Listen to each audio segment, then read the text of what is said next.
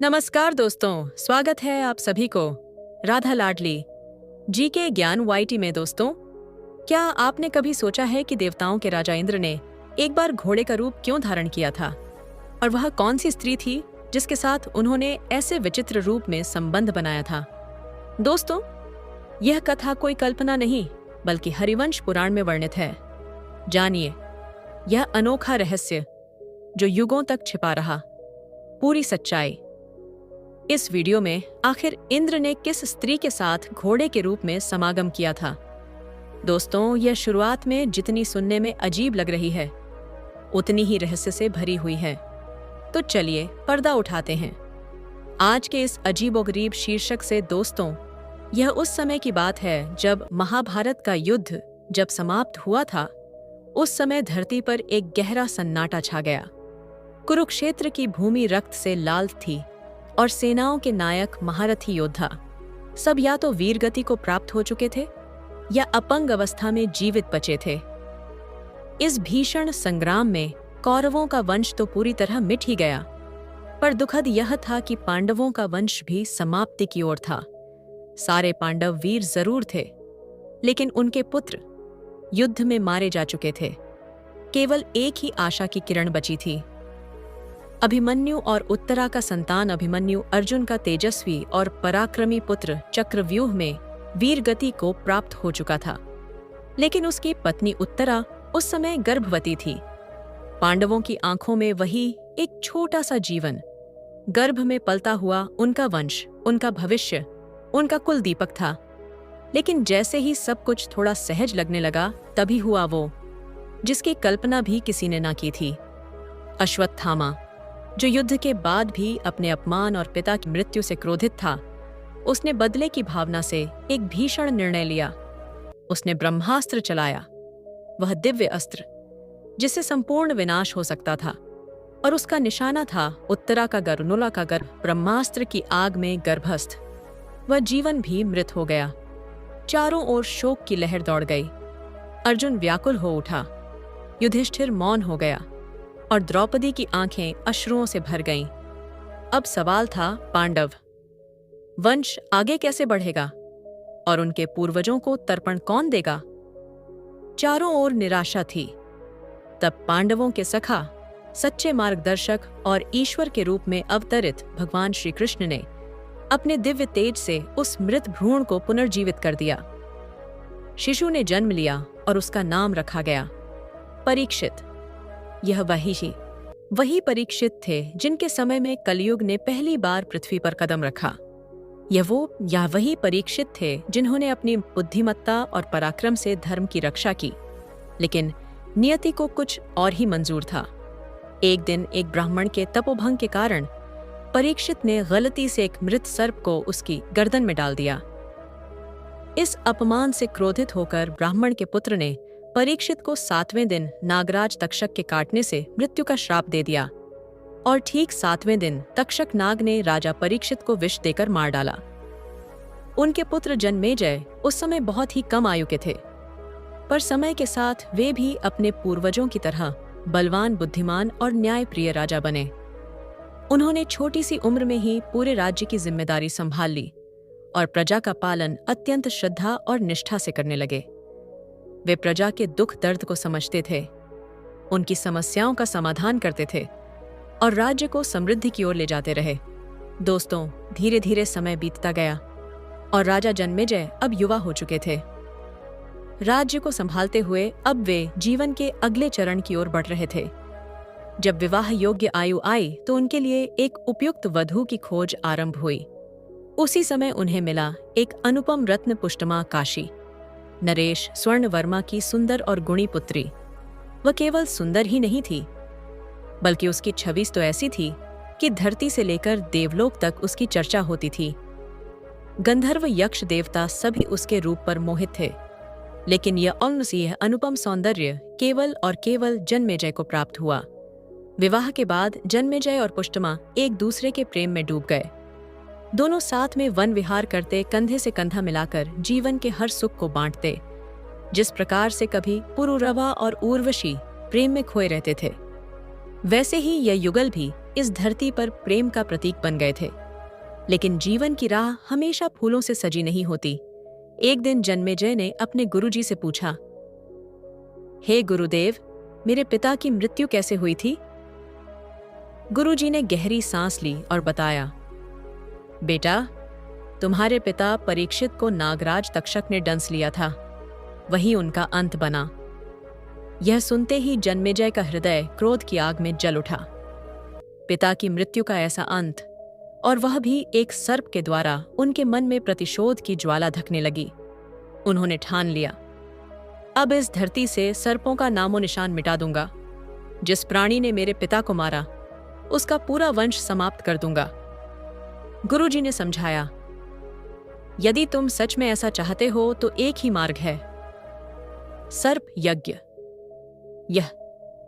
यह यज्ञ ऐसा होता है जिसमें विधिपूर्वक अनुष्ठान करने पर संसार के सारे सर्प आकृष्ट होकर स्वयं यज्ञ की अग्नि में गिरते हैं और भस्म हो जाते हैं। लेकिन आज तक किसी ने यह यज्ञ नहीं किया है। यह केवल वेदों में वर्णित है। कठिन और अत्यंत शक्तिशाली जन्मेजय ने बिना एक क्षण गवाए उत्तर दिया, गुरुदेव, कृपया इस यज्ञ की तैयारी आरंभ कीजिए। गुरुजी को अपने शिष्य की दृढ़ता और वीरता पर गर्व हुआ। उन्होंने तुरंत योग्य महर्षियों को आमंत्रित किया, जो इस दुर्लभ यज्ञ को पूर्ण विधि विधान से संपन्न कर सकते थे। उसके बाद जल्द ही वह समय आया और वह सर्प यज्ञ का प्रारंभ हुआ। वेद मंत्र गूंजने लगे, अग्नि प्रज्वलित थी और यज्ञ कुंड से उठता धुआं आकाश तक पहुंच रहा था। जैसे जैसे यज्ञ आगे बढ़ता गया, एक अद्भुत दृश्य सामने आया। दूर दूर के देशों से सर्प उड़ते हुए आने लगे और उस यज्ञ की अग्नि में गिरकर भस्म हो रहे थे।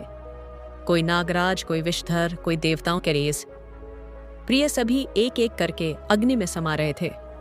ऐसा प्रतीत हो रहा था जैसे धरती की पूरी नाग जाति इस विनाश में समर्पित हो चुकी हो। दर्शकों, यह कोई साधारण घटना नहीं थी। इसके पीछे छिपा था एक प्राचीन श्राप। बहुत पहले की बात है, जब सर्पों की माता कदु और गरुड़ की माता विनता के बीच एक विवाद हुआ था। विवाद का कारण था उच्च श्रवा नामक दिव्य घोड़ा।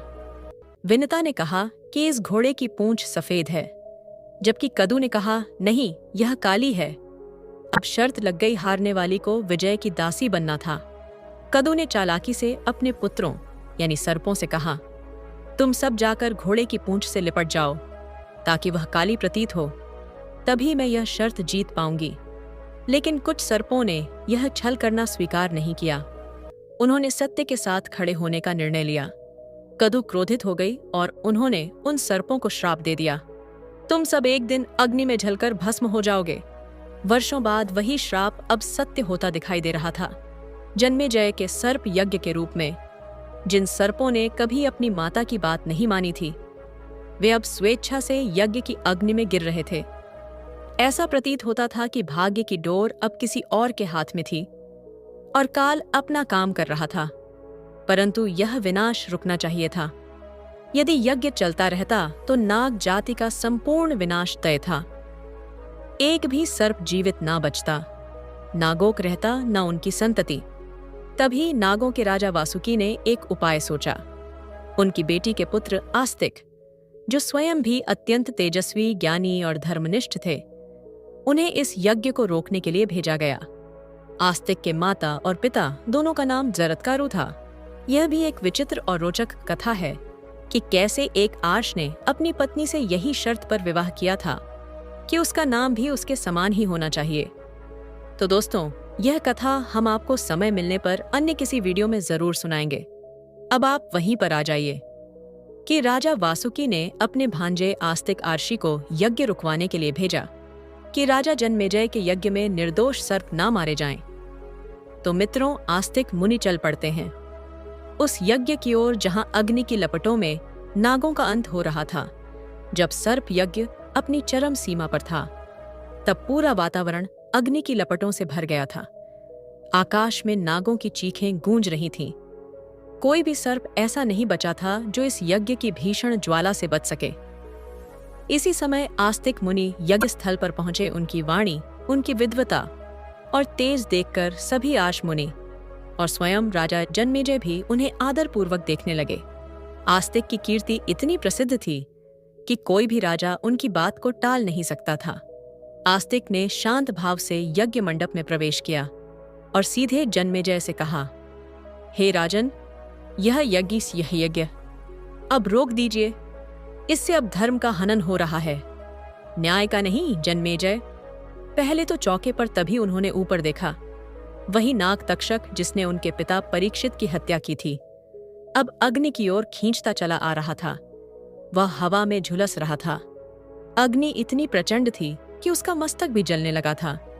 वह बस कुछ ही पल में यज्ञ कुंड में गिरने वाला था। पर आस्तिक की बातों ने जन्मेजय के मन को विचलित कर दिया। उन्होंने तक्षक को क्षमा कर दिया और वहीं यज्ञ को रोकने की घोषणा कर दी। सारी सृष्टि में जैसे एक शांति की लहर दौड़ गई। यज्ञ की अग्नि मंद हो गई, नागों का विनाश रुक गया और धर्म ने एक बार फिर अपना स्थान पा लिया। परंतु इस क्षण में जन्मेजय के भीतर एक पश्चाताप की भावना जाग उठी। उन्होंने सोचा, मैंने क्या कर दिया? पिता की मृत्यु का बदला लेने के नाम पर मैंने पूरी नाग जाति का विनाश कर डाला। क्या यह न्याय था या फिर केवल मेरा अहंकार? अपने भीतर की इस पीड़ा को शांत करने और पाप से मुक्ति के लिए उन्होंने निश्चय किया कि वे अब अश्वमेध यज्ञ करेंगे। दोस्तों, जब जन्मेजय ने सर्प यज्ञ को रोका और अपने भीतर उठते पश्चाताप की अग्नि को शांत करने का प्रयास किया, तो उनके मन में एक नया संकल्प जागा, अश्वमेध यज्ञ करने का। पर इस बार वे पूरी सावधानी से यज्ञ करना चाहते थे। वेदों की विधियों के अनुसार योग्य ब्राह्मणों को बुलाया गया। यज्ञ स्थल तैयार हुआ और सब कुछ अत्यंत भव्य और धार्मिक भावना से संपन्न किया गया। इसी समय पहुंचे वेदव्यास जी, त्रिकालदर्शी ज्ञानी और कौरव पांडवों के पूर्वज जन्मेजय ने उनका यथोचित सत्कार किया, चरणों में झुककर प्रणाम किया और उन्हें सम्मानपूर्वक आसन पर बैठाया। जन्मेजय के मन में वर्षों से एक प्रश्न पल रहा था, जो अब उन्होंने वेदव्यास से पूछ ही लिया। हे गुरुदेव, आप तो त्रिकालदर्शी हैं, आप भविष्य को भी देख सकते हैं। आप जानते थे कि जब युधिष्ठिर ने राजसूय यज्ञ किया तो उसके बाद महाभारत का भीषण युद्ध होगा, लाखों का संहार होगा। फिर आपने वह यज्ञ रोका क्यों नहीं? वेदव्यास जी ने गहरी सांस लेते हुए कहा, राजन, काल की गति को जानना और उसे रोक पाना, ये दो अलग बातें हैं। मैंने युधिष्ठिर को चेतावनी दी थी, परंतु समय का प्रवाह कोई नहीं बदल सकता। जैसे तुम आज अश्वमेध यज्ञ करना चाहते हो और मैं तुम्हें मना कर रहा हूं, क्योंकि मैं देख रहा हूं कि इसका परिणाम भी तुम्हारे लिए हितकारी नहीं होगा। फिर भी तुम इसे करोगे क्योंकि यह काल की योजना है। जन्मेजय ने वेदव्यास की बातों को ध्यान से सुना, पर मन ही मन उन्होंने सोचा, मैं कोई साधारण राजा नहीं हूं, पांडवों का वंशज हूं। यदि मैंने धर्मपूर्वक यज्ञ किया है तो उसमें विघ्न कैसे आ सकता है? और इसी आत्मविश्वास या कहें आत्म अहंकार के साथ उन्होंने अश्वमेध यज्ञ की तैयारियां पूरी कर ली। यज्ञ आरंभ हुआ। घोड़े को बलि देने की प्रक्रिया पूर्ण हुई। परंपरा के अनुसार घोड़े के पास रात बिताने के लिए रानी पुष्टमा को वहां भेजा गया। ये एक पुरातन रीत थी जो यज्ञ की सिद्धि के लिए आवश्यक मानी जाती थी। परंतु उस रात कुछ ऐसा हुआ जिसकी कल्पना न जन्मेजय ने की थी, न किसी और ने। देवताओं के राजा इंद्र स्वर्ग से प्रकट हुए। वे एक विशेष उद्देश्य से आए थे। इस यज्ञ को विफल करने के लिए उन्होंने एक मायावी शक्ति के सहारे उसी मृत घोड़े के शरीर में प्रवेश कर लिया। जब रानी पुष्टमा यज्ञ की परंपरा के अनुसार घोड़े के पास विश्राम कर रही थी, तभी इंद्र घोड़े के रूप में रानी के साथ संभोग कर बैठे। यह घटना इतनी अद्भुत और चौंकाने वाली थी कि रानी को भी यह भ्रम हो गया कि शायद घोड़ा अब भी मरा नहीं है, परंतु उसका व्रत भंग हो चुका था। उसकी पवित्रता पर प्रश्न चिन्ह लग चुका था और यह सब यज्ञ के दौरान हुआ। यह दृश्य देवताओं के भी देखने योग्य नहीं था, लेकिन इंद्र ने यह कार्य चतुराई और रणनीति से किया था। उन्हें डर था कि यदि जन्मेजय यह यज्ञ सफलतापूर्वक पूर्ण कर लेता है तो वह स्वर्ग के सिंहासन पर दावा कर सकता है। इंद्र ने यह सब सिर्फ इसलिए किया ताकि जन्मेजय का यज्ञ विफल हो जाए और उनके पद को कोई चुनौती ना दे सके। दोस्तों, इधर वह रात बीत गई। जब सुबह हुई हुई तो रानी पुष्टमा ने अपने सेवकों से कहा, यह घोड़ा मरा नहीं था, यह तो जैसे जीवित ही था। उसकी आंखों में आश्चर्य, संदेह और एक अनकही पीड़ा थी। रानी कुछ समझ नहीं पाई थी कि जो कुछ हुआ वह यथार्थ था या कोई दिव्य छलावा, लेकिन नियति ने अपना काम कर दिया था। कुछ समय बाद राजा जन्मेजय को जब यह पता चला कि यज्ञ में घोड़े की बलिस के बाद घोड़े के भीतर किसी अज्ञात शक्ति ने प्रवेश किया था और रानी पुष्टमा का व्रत भंग हो चुका है, तो वे भीतर से टूट गए। उन्हें लगा कि उनकी पत्नी ने विश्वासघात किया है और साथ ही उनके यज्ञ में भी पवित्रता भंग हो गई है। राजा का क्रोध ज्वालामुखी की तरह फूट पड़ा। उन्होंने यज्ञ में उपस्थित ब्राह्मणों और ऋषियों पर ही आरोप लगा दिया, तुम लोगों ने ही कोई त्रुटि की है, तभी देवताओं ने हमारे यज्ञ को अपवित्र कर दिया। तुम सब मेरे राज्य से चले जाओ। जन्मेजय अब केवल क्रोधित नहीं थे, वे अपमानित और आहत भी थे। उनका यज्ञ विफल हो चुका था, उनका आत्मगौरव टूट चुका था और उनका विश्वास बिखर चुका था। इस क्रोध और वेदना के बीच उन्होंने देवराज इंद्र को श्राप दे दिया, यदि मुझ में पुण्य शेष है, यदि मैं पांडवों की संतान हूं, यदि मैंने धर्म पूर्वक प्रजा का पालन किया है, तो भविष्य में कोई भी देवराज इंद्र के नाम पर अश्वमेध यज्ञ नहीं करेगा। कहते हैं कि तभी से कलयुग में अश्वमेध यज्ञ बंद हो गया। यद्यपि विधि और साधन उपलब्ध हो, फिर भी इस यज्ञ को करना पाप के समान माना गया, क्योंकि राजा जन्मेजय का श्राप अमोघ था। लेकिन यही बात खत्म नहीं हुई। राजा ने अपनी पत्नी पुष्टमा को बुलाया। अब वे न केवल क्रोधित राजा थे, बल्कि एक आहत पति भी थे। उन्होंने कठोर शब्दों में कहा, हे रानी, तुमने मुझे छोड़कर किसी और के साथ संसर्ग किया है। तुम अब मेरी पत्नी कहलाने योग्य नहीं हो। आज से मैं तुम्हारा त्याग करता हूं।